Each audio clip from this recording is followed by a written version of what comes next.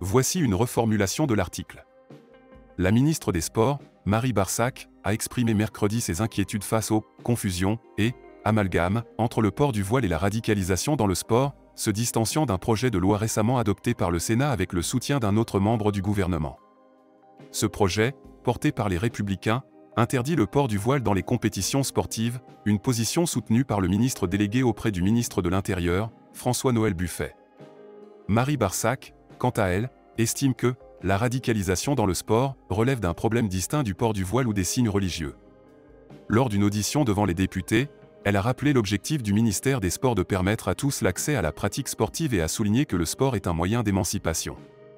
Le port du voile, qui est interdit dans certaines fédérations sportives comme le football, mais autorisé dans d'autres comme le handball, suscite des débats depuis plusieurs années en France. Après cette déclaration, la ministre a été critiquée par le député RN Julien Audoul, qui l'a accusé de « faire l'autruche » en ce qui concerne les dérives communautaristes et islamistes dans le sport. En réponse, Marie Barsac a réaffirmé que les femmes voilées exercent leur liberté religieuse, un droit protégé par la loi de 1905. Elle a aussi reconnu qu'il existe des cas où des femmes voilées participent à des pratiques communautaristes ou d'entrisme, mais a souligné que cela est inacceptable.